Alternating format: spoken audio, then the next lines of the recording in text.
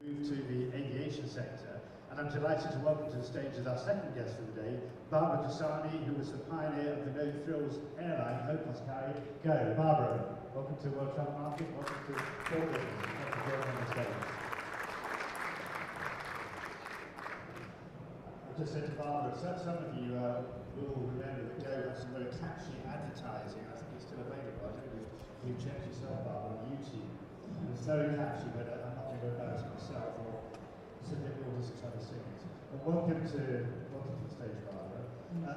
If you don't mind, we'll start with that time at Go, because although when did Go begin? 1997? Well, 97 we started the plan, and our first flight was in 1998. I mean, in some respects, we were chatting before, it's a long way back, but I think today there's still a resonance of low-cost airlines with the Republic, because when Go began, they were much less well-known here in Europe. We had in the USA Southwest Airlines, who've been around already at that time, a good number of years. But with the beginnings of Ryanair and Go, that was really the move across the Southern Atlantic. Perhaps one of the things I find most interesting is that the airline that you founded came out of the DNA, or certainly was given birth to by a traditional airline today called legacy carrier, British Airways.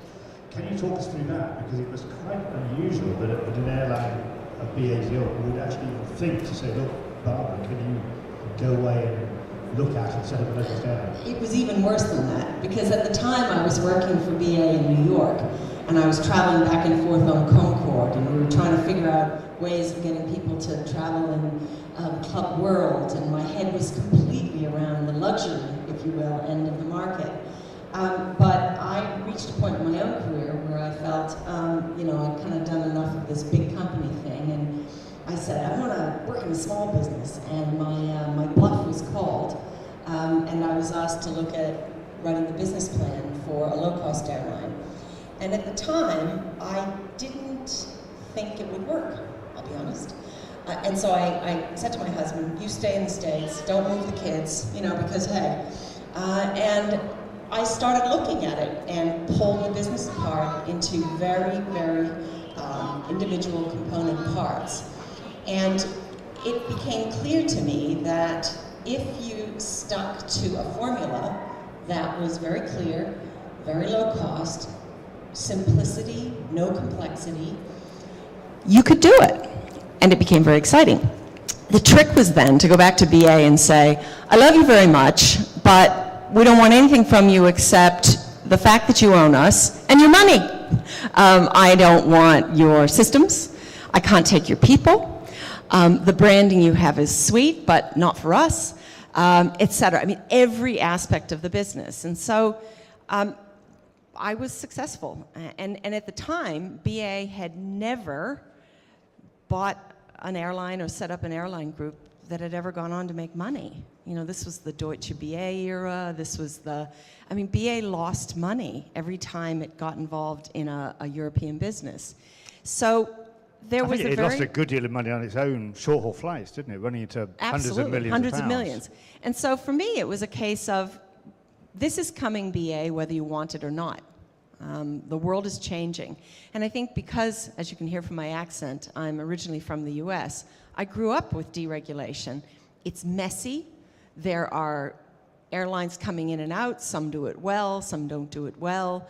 But if you look at the overall experience in the US, there's an inexorable march of market share that moved from the traditional carriers to the low cost.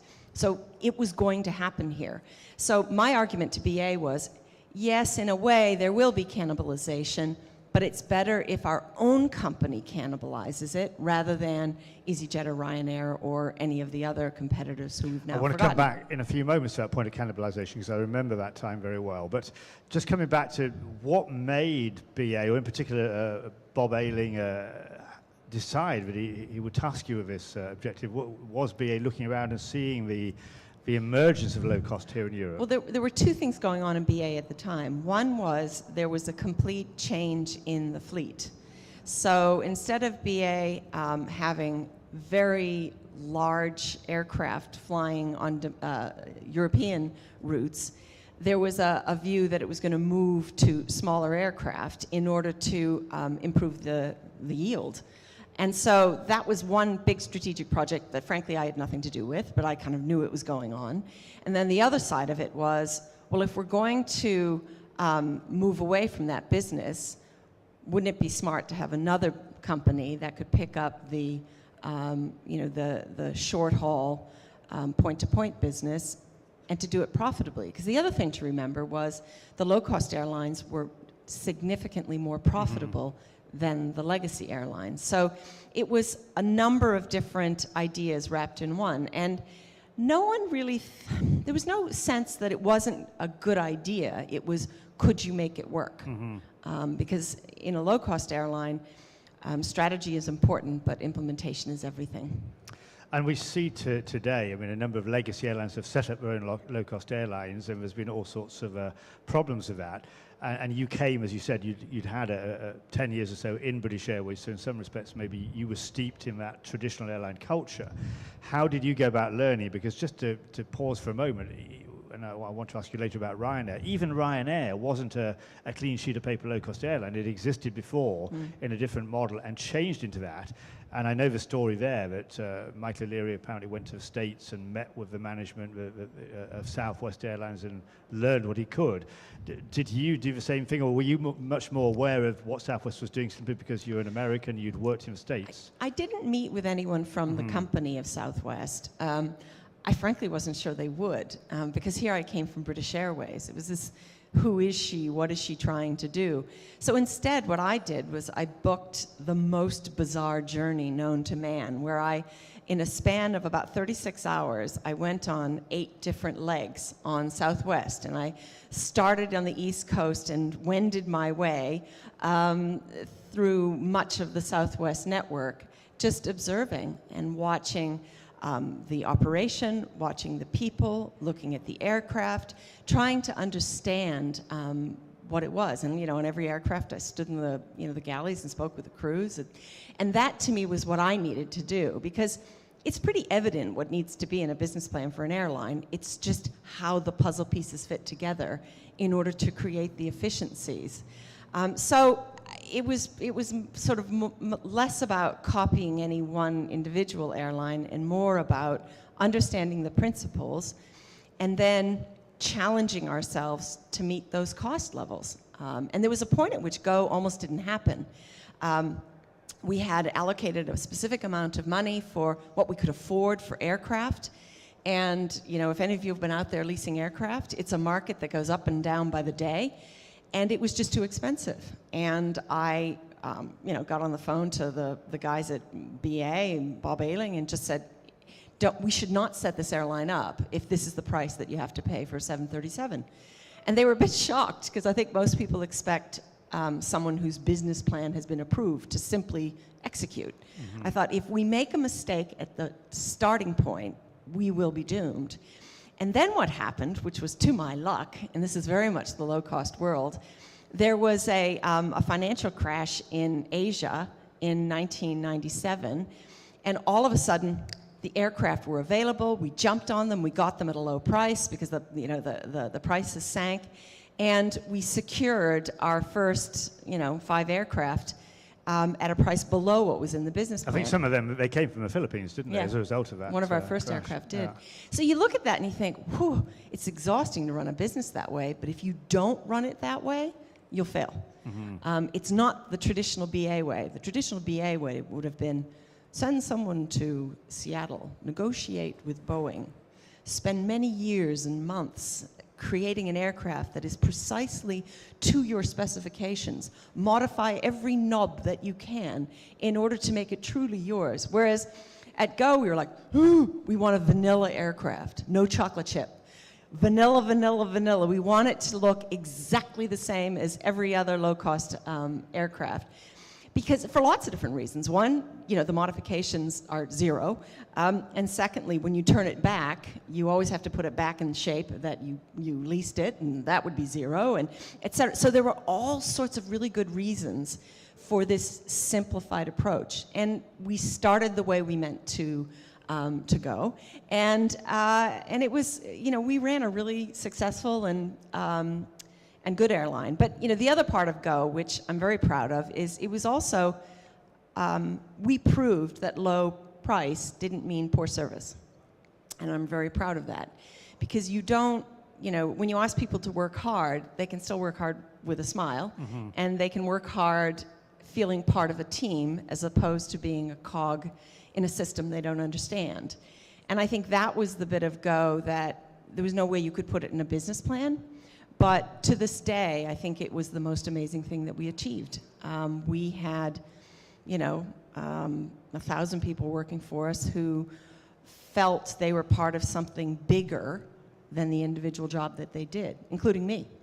And that was, it was really quite amazing. And they've gone on to do amazing things. A couple of them are running airlines, and anyway, we can talk about that. I want to ask you more about the staff side of it, because not only did you got the sponsorship of BA to say, go do this, you moved to a completely different airport, you had a different office, you got the airline going, but you had to recruit people, and you didn't just recruit a whole lot of people from BA and say, come over to Stansted. I remember you recruited people, some from outside of the industry, and just to feed you one line that hopefully you want to draw upon. I remember the story about putting coffee on board, not just like a spoonful of instant coffee and boiling water poured on, but what you call proper coffee. And I guess being an American, you had more of a penchant to make sure it was proper coffee. And the attitude in the airline business, and someone who's always worked in it myself, there is a tendency to say, we can't do this, we can't do that, or this isn't what we do. And you described about the aircraft acquisition process. Talk us through your recruitment. What kind of people did you bring in, and then how did you, as it were, break the mold and do things successfully that wisdom said couldn't be done? Well, I've always felt that good teams are full of a disparate group of people, old people, young people, people of different nationalities, different genders, different experiences, because then you draw the best from everyone. But I don't sit about and do that with a checklist. It just has to happen that way. But as an example, someone who, we were looking for someone who could come in and work with us on the cabin crew side, who knew how to manage people slightly more from a retail perspective. And we brought in someone from Sainsbury's, and actually she's gone on and she's terribly important now, Kathleen, who is, I think, running all of the commercial group side. Commercial at easyJet. And when we met her, when she came to work for us, she'd just been managing a Sainsbury's store. And by bringing in someone with a completely different mentality about merchandising, about people, about running shift work, et cetera, she brought a tremendous amount of new ideas and energy and professionalism to us. People from the airline industry, it was more a case of attitude. Were they open-minded? I mean, I had a number of people from BA, but they had to be prepared to walk away from their contract at BA. They had to be prepared to embrace a new idea. But the chief operating officer at Go was from BA, and he left the most cushy job in the world. He was the head of the fleet for Concorde and 747, and he said, right, this is an amazing challenge, off I go. And he's never looked back. He's now been involved in 4 or 5 different low-cost airlines. But what he brought with him was safety was ingrained in what he did, which we definitely wanted. But he also was questioning of the way things were done in the old. So, that was an example of someone who was from BA, but who was very open-minded. A few people didn't make it, who joined us, and, in this politically correct world, everyone will say, oh yes, I want to think differently and do things differently and be low cost and blah, blah, blah. But the reality of doing that every day, without supervision, having to make decisions on your own, we get a few people who didn't make it. And that's okay. That's part of setting up a business and making it work. Now, we said Bob Ayling, the then CEO of BA, sponsored setting up the low-cost airline, gave you largely carte blanche to go and do it, and funded the initial development. Things, in some ways, sort of started to go awry when he was succeeded by the next CEO, Rod Eddington. Yeah. And I remember hearing stories on the industry, rumor mill, that people in BA were unhappy and they felt Go was, you talked about better to cannibalize your own business, but that was becoming more of a mantra back at Heathrow, we're damaging ourselves. Go's being almost too successful at Stansted. They're taking our business, as opposed to looking at business you might have been taking from elsewhere, or indeed new business because of a lower price. Talk us through that. How did that play out and lead to BA then selling Go? And what was your involvement in that? It was really very simple. One CEO thought it was a good idea. A new CEO came in and thought it was a bad idea. And he was very clear to me when I met him within a week of him taking over that he did not believe legacy airlines should or could have low-cost operations. And it was kind of frustrating for me because we were just at a point at which the company was loss-making, but if any of you work for airlines, you can see 6 months out and you can tell you're going to have a good Easter or and I could see we were going to break even. But there are a lot of startup people who say that again and again. But I said, wait, just give us 6 months, see how it goes. We will break even and then you can make a decision. But I think you're right. I think he was facing a lot of pressure inside the company, and he made a decision that it was easier to cut us off and refocus his energies on the core business. And it was, without a doubt, it was a mistake because, 3 years later, Go was owned by easyJet, and easyJet was larger and a bigger competitor to BA than they had ever envisaged. And I have never spoken to Willie Walsh about it, but I've read that he thinks it was a big mistake that Go was sold. Well, I wanted to ask you that because it was Willie Walsh who succeeded Rod Eddington, if I remember right. There was nobody in between. They have recently acquired the Spanish low-cost airline Vueling, which also is part of your career portfolio. You were on the board of Vueling at one point. You believe he probably would have kept it, a different approach, a different mindset. It just strikes one as sensible to be part of the most profitable aspect of the European airline sector. And Vueling is a very nice airline. They invited me to be on the board because I was told that, he read the book I wrote and he was the founder was trying to set up the same sort of thing. And it was a very nice airline. It unfortunately ran into financial trouble because it grew too quickly.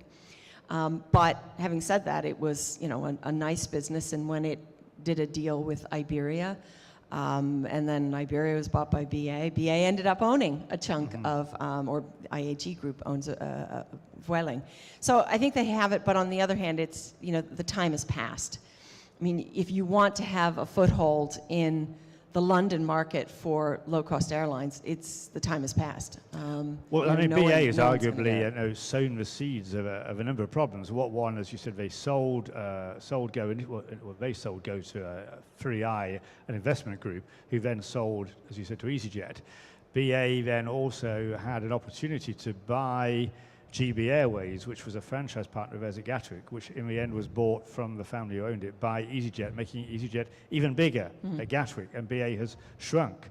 So it would seem possibly that they've really expedited problems being piled upon them by the pressure from this low-cost competition. Yeah, it is very difficult running different kinds of airlines profitably. You would need to keep barriers up between them because the requirements for a complex global airline like British Airways are it's a very different business to, say, running an easyJet. And they would need to be run quite separately. But now that the portfolio approach has been taken on by a number of airlines, it's just a shame, but it's gone. That opportunity has passed. So it's an onward and upward and figuring out what they can do from there. They're just a much smaller airline in Europe than they used to be. If we look at this week's news, at the beginning of the week we had financial figures out from Ryanair. Share price fell. The company said its profits would go down, albeit they're still going to be well over 500 million, which many airlines would die to have that kind of problem. Tell us a bit, both retrospectively and today, your thoughts about Ryanair. You had some skirmishes. In fact, I remember quite a big skirmish you had. Go decided to go into the Irish market, and Ryanair wasn't having it. Can you just talk us a little bit about that experience? Oh, boy, this is humiliating. This is a good lesson for any of you who are startup business people. Okay, Humility should be part of your DNA. Unfortunately, when the management bought the business from BA with 3i, we did a management buyout. We thought we were, kind of flying high. The airline had broken even. We were now profitable. We'd earned our right to exist. We were pretty good. And so we had some new aircraft coming in. And we sat in kind of looking at the map of Europe, and we said, okay, where can we add routes?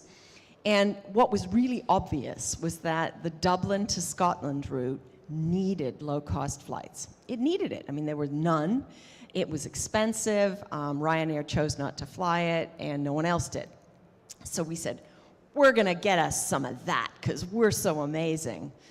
Yeah, well, and the reason we went on was Ryanair said, we are not going to add any more flights from Dublin because they were in a dispute with the airport about airport charges. So we took them at their word. And long story short, you can imagine what happened. We started flying on the routes thinking we were doing this great favor and we were going to make tons of money and we were going to sneak into Dublin. They killed us. They just killed us. Ryanair came on the route, dropped the prices, filled up the aircraft. That was probably the biggest boon for visiting your relations in Scotland and Ireland that the world has ever seen. I think it was like £7 to do so. But, obviously we lost a lot of money. And it was interesting. It was a battle that we were not yet strong enough to fight. And we learned a lesson there. If you are going to take on the big boys, you need to have a very big war chest. And at that point in our, we couldn't risk our overall profitability by fighting it out on these two routes. So we put our tail between our legs and slunk off the route. And we survived to fly another day on other routes. But it was a very interesting lesson about when do you pick a fight with the biggest dog in town. And we certainly were licking our wounds for a little while there. But in general, it was, competing against Ryanair was fine because we were low cost and so our prices were low.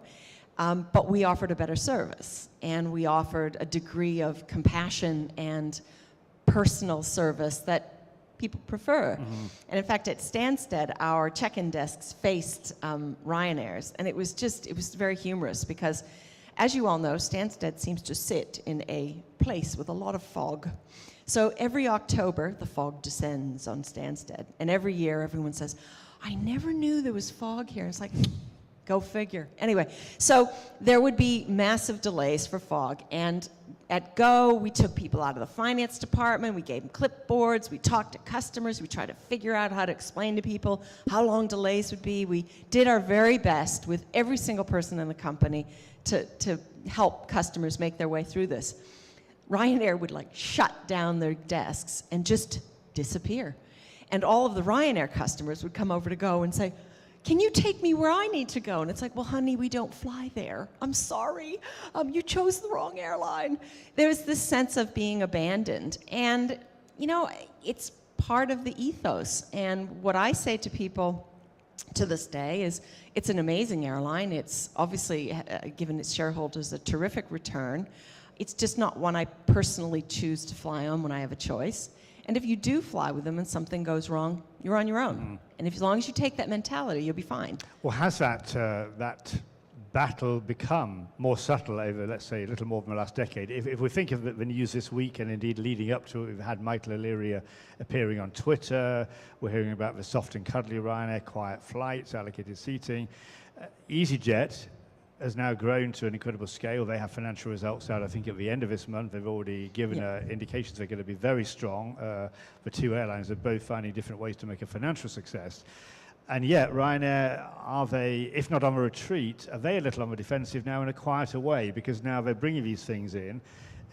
I think perhaps it would be rash to believe that they are truly going to become soft and cuddly in the way that you described a true customer service. But are they changing? Because the fact that you're talking about it is precisely why Michael did it. Mm-hmm.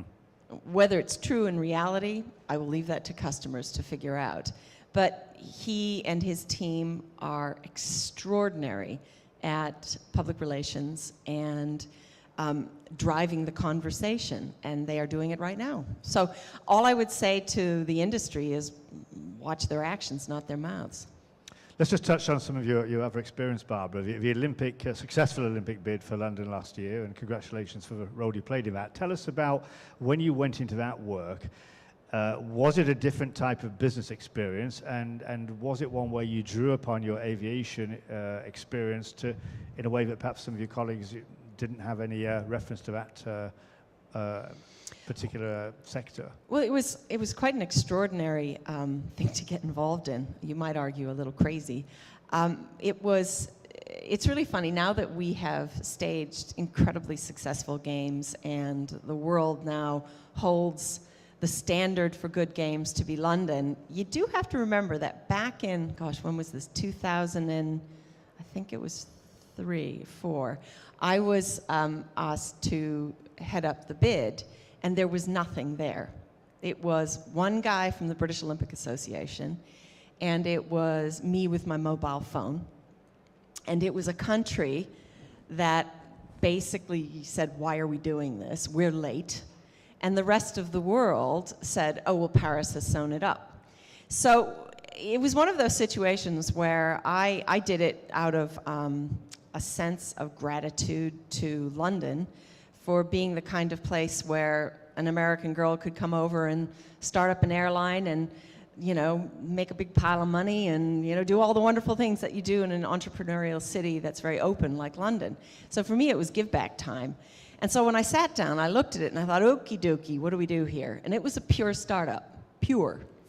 And I guess my airline expertise was helpful in 2 ways. One, I'd started up something very complex before. So if you started up an airline, starting up an Olympic bid, piece of cake. So that was the first bit of it. And then the second bit of it was, I think because Go was part of a very big group, BA, but needed to be separated out, I brought that same idea to the Olympic bid. The government was behind the bid, but the government could not be the bid because it would kill it unintentionally. And it needed to be quite separated so that the people who developed the sports venues and the plans and the budgets and the PR could be free to do what was right for bringing the Olympic Games here.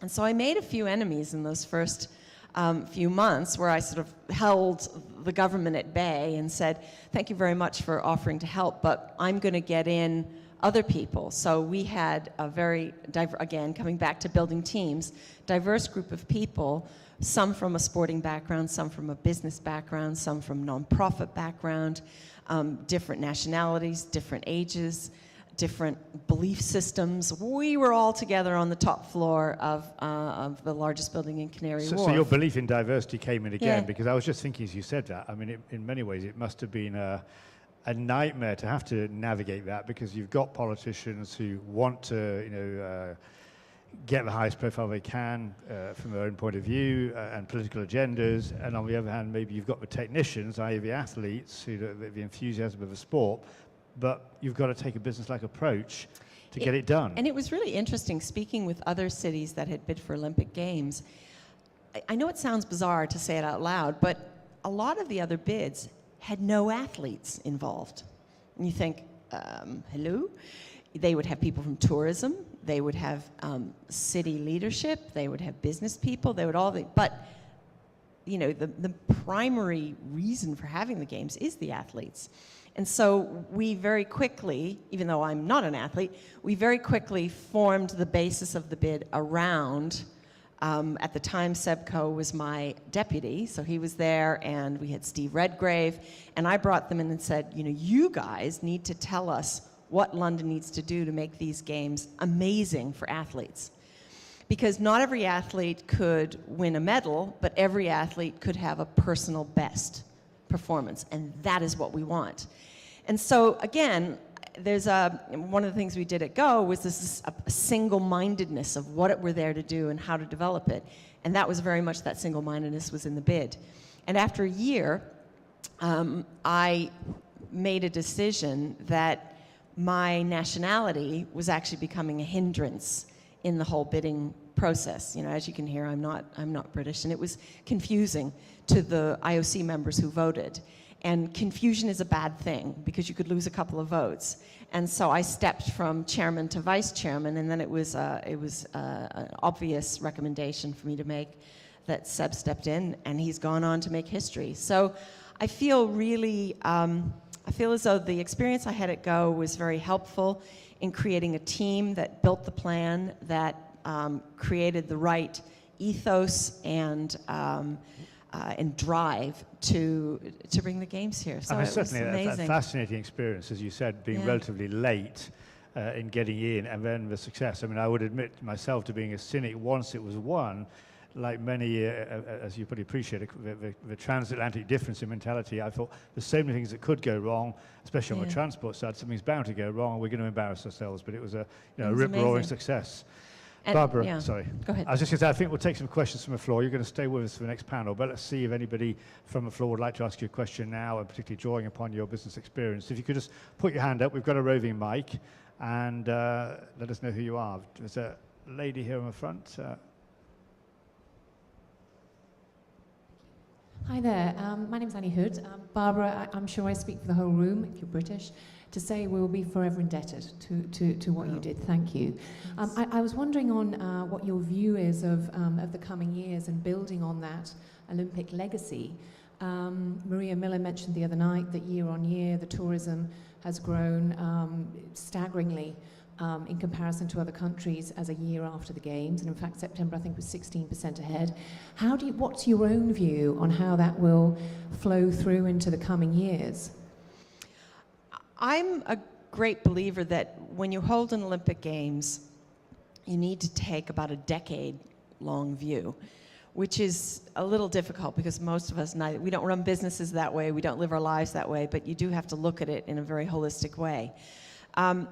The infrastructure that has, that you can see as you drive out of here, that's gone into the East End of London will take years to really bed in. It has to some extent, but it will begin to really drive the kind of economic benefits to the local areas. But it isn't instant. It wasn't instant in Sydney, because everybody says, oh, Sydney Games were amazing. They were, but again, when they pulled out of that new development in Sydney, it took a little while, so it takes a few years. And with respect to tourism, I think the benefits are happening right now, and I don't think it requires a lot of government spending. I think because private industry is so strong and is so good in the UK, individual companies have taken advantage of it. They are drawing in more people from the US, from Western Europe, from Asia, and the attractiveness of London, which was so highlighted when the Games were run here in such a professional way, but with such style. It was just a demonstration of what it is that will, that you get when you come to this country. So I just think we will have a ripple effect over about 10 years of the positives, and frankly, none of the negatives. And, nothing is ever perfect, and I'm sure there will be people here who say, I'm disappointed in this and I'm disappointed. Yes, and, did I hope that the Olympic Games would solve the obesity problem in the UK? Yes. Did I honestly think it would? No. Each and every one of us needs to do that. I mean, it's not something you can legislate. But are there kids who are engaged in sport who weren't? Yes, there are. Are there enough? No, because there never are. For me, it's a case of focusing on the positive rather than on the negative. Do you think we should use the Olympic legacy more than we are, though, in terms of speaking to your point of obesity and health statistics and so on? Do you think there's more that we could do, or are we being maybe a bit complacent? I don't think people are complacent, and there's always more you can do. It's a case of who does it. I'm not a huge fan of huge government programs. I think the best thing that could happen in this country to help solve obesity would be more time for sport in school. And that happens at a much more local level. So that's something that people need to do. But I think that the inspiration is there. And as we start the moving into the next round, because we have Sochi within a couple of months, actually, that will, again, cast light back on London, even though it's Winter Games versus summer. And then when the Rio Games occur again, it's another opportunity to remind ourselves and the world how well London did. I mean, I hope Rio does a wonderful job, but it's unlikely it will be as professional and as successful as our games were here. Oh my goodness. Thank you very much. More questions from the floor for Barbara. Gentleman on the second row. Hello, Barbara. We know each other. It was a great pleasure working for you, and I'm not just saying this, but you were a great boss at BA, and I learned a lot about leadership from you. My question is about the spirit of startup and the kind of people you get in a startup situation. After BA, I was part of the startup team for Etihad, and you mentioned the spirit you get being part of something that's bigger and all that excitement. What I wanted to ask you is, once you're into the operation, say 2 years on, the reality sets in, you've got to make profits, you've got all the challenges and issues. How do you keep the people motivated then? Do you need different types of people in the organization, or do you need different ways to motivate and keeping people at the top of their game? There are different people needed for startup versus running businesses, and some people are able to make the transition, which is wonderful, because you need people who have that breadth in their abilities. But a lot of people don't, and there are always really tough conversations. Someone who joined a startup when there were 5 people, and they ran half of the finance department. And by the time 2 years later, they need to become an accounts receivable clerk, as opposed to running half the department. It's a tough conversation. But if that's what their capabilities are, you have to be honest and you have to be clear.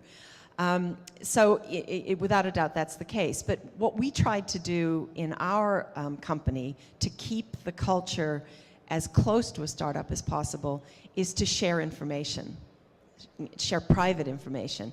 When I was at BA, I reached quite a high level in the organization before I was allowed to see profitability information on a route-by-route basis, which is the key to the way airlines work. And I decided that, we actually needed cabin crew to know that the Edinburgh route made us a lot of money. It was a bunch of grumpy old men at 6 o'clock in the morning taking a flight up there, but they were really important grumpy old men. And we would laugh about that, because their view would be, oh, we much prefer to go on the flights with the lovely families going down to, Barcelona. It's like, oh, but honey, we lose 2 pounds on every one of them. We make all the money on, because they buy higher priced tickets, because they buy them last minute, et cetera.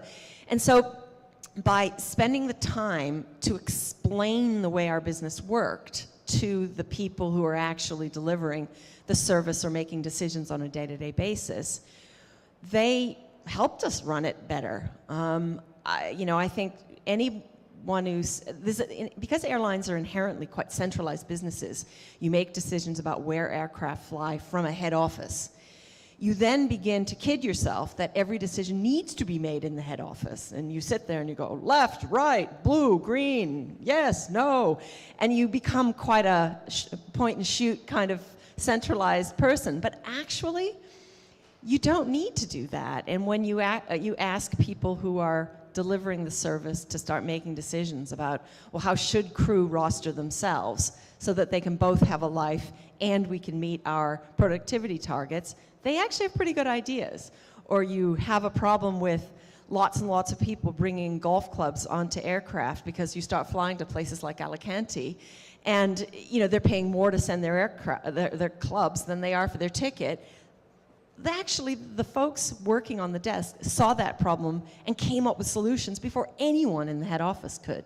So that's a very long answer to your question, but it requires a different way of doing things that it's hard. When you have a business where you're not sure you're going to make money, you're not sure you're going to survive, it's different from being in a large organization. I mean, survival is not assumed in startups.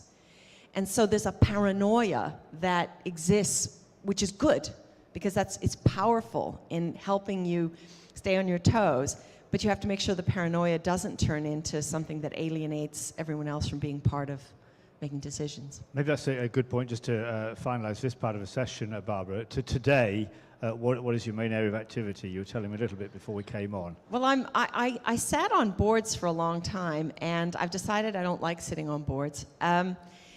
Governance is really rubbish in companies, and there's not that much you can do about it sitting on boards. And I really, really like the business of business. And so I'm now spending time with small companies and both investing my own money and trying to help individual people make good decisions about their own businesses. And I'm enjoying that. I prefer doing that these days. So I'm afraid it means that I'm not very, it's not very sexy, and I can't show you a list of boards I sit on and everything else. But the reality is I found out that wasn't very sexy. And, boards are marginalized quite a lot of the time, and it's not where the decisions are made. So, yeah, so I'm, you know me, I keep throwing everything out with the bathwater. We'll see where I emerge next. But right now I'm enjoying working with small companies. So maybe it comes back to, as you said, this kind of what we've heard, through your story over the last few years, this excitement that is there when something's embryonic. You have no idea if it's going to work, and then the incredible satisfaction, despite everything, that it does work. And here's the good news. I would say 4 or 5 years ago, I was receiving very few calls from startup businesses because the economy was so poor and people were so unsure about prospects. Over the last 18 months, the number of people I have met with who have viable startup businesses, it's so encouraging. And I think as we move into the next, let's call it 10-year phase, I think we're going to see a lot of exciting developments in business, which will be good for everyone here at this, conference, and for all of us as consumers and as investors. I think the world is becoming a slightly more fun place than it was 5 or 6 years ago. Barbara, thank you very much for now. You're going to kindly stick with us as we move on to our next official panel. But ladies and gentlemen, let's have a nice round of applause for Barbara Cassani. Very, very interesting.